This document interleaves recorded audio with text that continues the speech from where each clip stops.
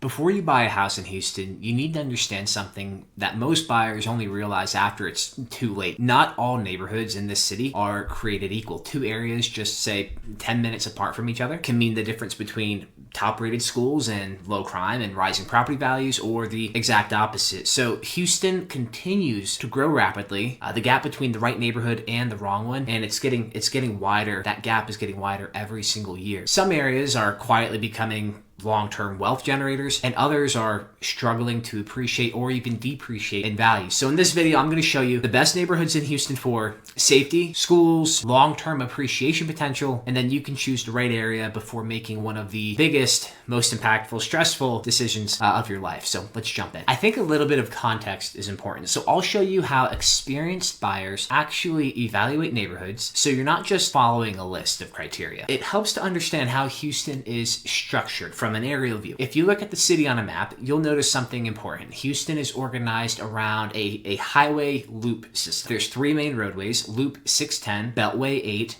and then the Grand Parkway, or the Parkway. And real estate tends to behave very differently depending on which side of those loops you end up on. Inner loop neighborhoods near Loop 610 typically see stronger rates of appreciation, more walkability, more lifestyle-centered demand. Areas further outside, they tend to offer a little bit of a larger home, newer developments, maybe stronger school districts.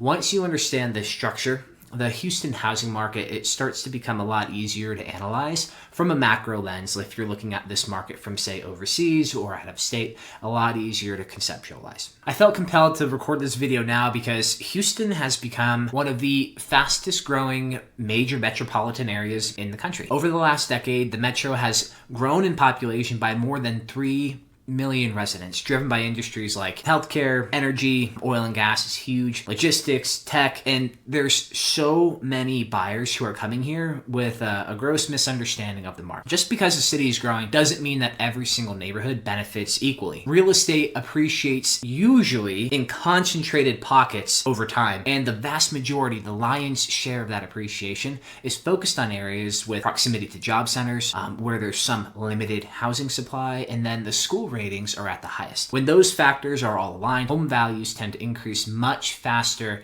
than the overall market. And if you miss those key moments, those key locations, then the appreciation potential of your property can stall for years. Experienced investors, they don't evaluate a neighborhood based on the price alone. They analyze metrics like cost per square foot, days on market, school district demand, crime stats, new construction permits, or new housing starts. But one of the biggest drivers for the appreciation or the potential appreciation that an area sees is going to be employment centers. Areas close to major job centers like the Texas Medical Center or the Energy Corridor, or even like the downtown heart of Houston, they consistently attract high levels of housing demand. And there's another metric here that a lot of buyers overlook, and that's the absorption rate. Absorption rate is the measure of how quickly a home sells relative to all available inventory on the market. And when absorption rates are very high, it usually means that demand is significantly stronger than the supply in that specific region or that specific neighborhood. In real estate, that imbalance is often what drives long-term appreciation growth, or that means that the market is stale, stagnant, and maybe even depreciating in value. The inner loop neighborhoods are often cited as some of the strongest neighborhoods inside of Loop 610. So number one being the Heights. The Heights has been one of Houston's most desirable neighborhoods. It combines historic homes, modern infill,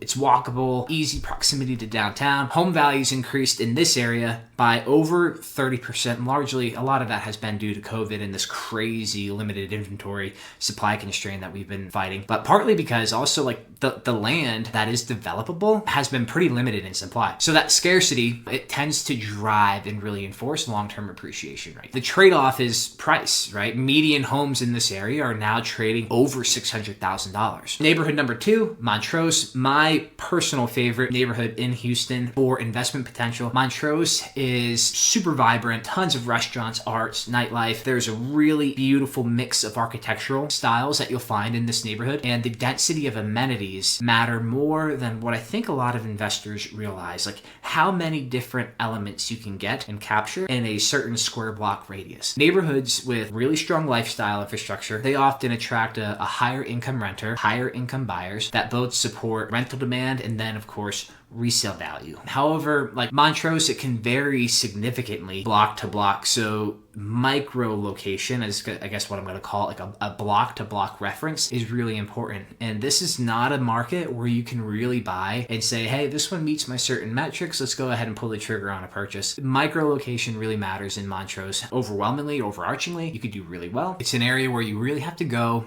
check out the block, check out the neighborhood, and make sure that you're right, that you're not right next door to a mechanic shop, because that'll depress future absorption and resaleability. Number 3, we have Midtown. Midtown is especially popular with young professionals. It's close to downtown, the medical center, major transit routes. Homes are generally more affordable than in the Heights, and they have strong rent demand, but turnover in these units tends to be higher, and crime rates can be slightly elevated here when you start comparing them to neighborhoods like the Heights and Montrose. So Midtown often works for rental investors rather than, say, a traditional long-term primary home. So that was urban core. Let's talk about some of the suburbs. The Woodlands. The Woodlands is the most successful master plan community, or one of the most successful master plan communities across the country. It offers great schools, highly rated schools, low crime rates, tons of parks, major corporate centers. The combination has supported steady price and appreciation for a very long period of time, especially in the single-family home sector. Sugarland. Sugarland is another neighborhood known for strong schools, well-maintained infrastructure,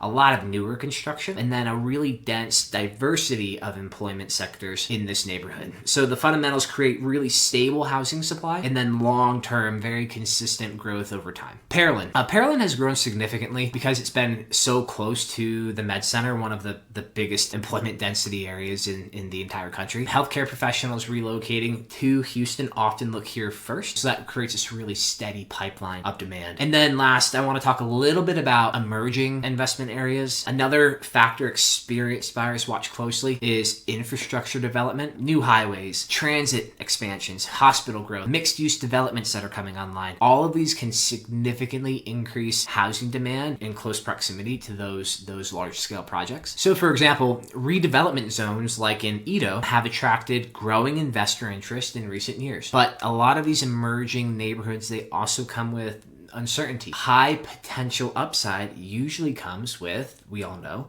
higher risk, which means due diligence in these markets is hypercritical. One big mistake that I see investors make is they focus entirely on one subsect of their investment. They focus entirely on the house itself. They focus entirely on the neighborhood. They focus entirely on the rents relative to the income. But in many cases, smaller homes or older homes in a high demand area will often outperform a large house, new construction in a slower growing neighborhood. And the opposite is also true. But over time, overwhelmingly, strong locations tend to outweigh specific property features. We've all heard this time and time again. That's why experienced investors, they will typically prioritize neighborhood fundamentals first. Then they'll look at asset quality. Then they'll look at your ability to charge a certain number relative to the purchase price. And then they're going to go ahead and make a final decision from there. Another thing I'll hear all the time is that the cheapest neighborhoods will often offer the biggest upside. And most of the time, the opposite of that is actually true. Lower priced areas may face challenges like lower rated schools, lower population growth, maybe infrastructure development has stalled in that specific region for one reason or another. Sometimes the absolute strongest investments are actually the higher quality neighborhoods with stronger long-term fundamentals, a history of positive growth and development. So I'm just curious what you guys think of that. I know there's a lot of different schools of thought when it comes to that topic. So do you prefer investing in cheaper properties with higher yield, or stronger cash flow, or stronger neighborhood rates with better appreciation or a stronger rate of appreciation? The age-old conversation, appreciation versus cash flow. So y'all let me know in the comments what you think. So what neighborhood is going to be right for you? What one is going to fit your primary goal? If you want appreciation and lifestyle and inner loop areas, those might make more sense. If it's safety and schools, if that's going to be the priority, then suburbs like the Woodlands or Sugarland, they may be a better fit. And then second, how long do you plan to hold this property? Longer holding periods will allow appreciation to compound over time, whereas shorter horizons, they often require really high rental cash flow in years 1, 2, and 3, something that you might not be able to find in these high growth markets. Third, what level of risk are you comfortable with? We talk about risk all the time on this channel. Emerging neighborhoods can offer much higher upside in terms of cash on cash return, but established areas tend to provide more stability, consistent demand, appreciation rates. Understanding the balance and the relationship between the two is usually what separates strategic buyers from a reactive buyer. Houston remains one of the most interesting real estate markets, in my opinion, in the entire country. Strong job growth, it's got a diversified economy, there's continued migration into Texas that continues to allow and support